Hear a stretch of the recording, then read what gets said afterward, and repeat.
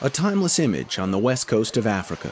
An old fisherman sits in a handmade boat, repairing his nets, before venturing out to sea once more in search of fish. This idyllic portrait has encountered choppy waters. The fish are disappearing. Alpha Shaku Karoma is a fisherman, like his father and grandfather before him, here in the village of Goderich, Sierra Leone. 10 years ago, you go to fish most likely 2 or 3 hours.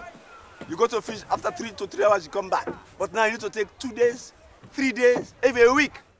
Karoma blames industrial fishing vessels from China and the European Union, many of which don't respect territorial fishing boundaries and international laws that are designed to protect villages like Goderich.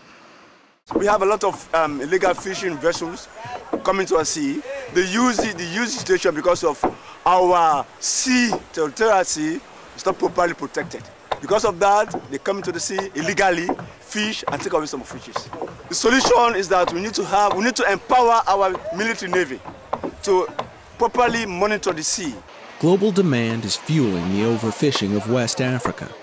Europe's appetite for fish has now made it the world's largest market, which is valued at more than 14 billion euros.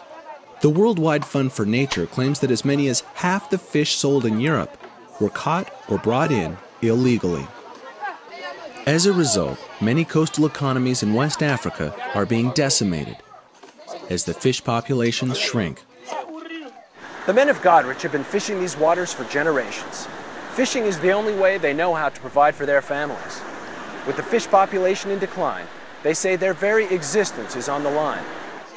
Damba Kamaru began fishing as a boy. He's 40 now and has 4 children and a wife to support. He spends his days repairing his nets and running errands, catching a few hours sleep before heading out all night on the water to catch fish.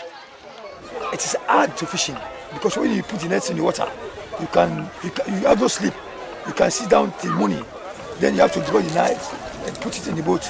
Then from there you come back home. You see, there's no sleeping in the night. You can't sleep. 5 years ago, Kamaru used to make the equivalent of 4.5 euros a night. Now, he's lucky to earn half that amount. Kamaru says he's most worried about those fishermen who practice bottom trawling, which involves pulling a net through water behind their boats.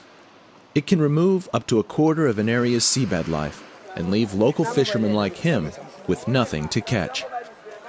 He worries that if the fish continue to disappear, so too will a way of life that dates back centuries.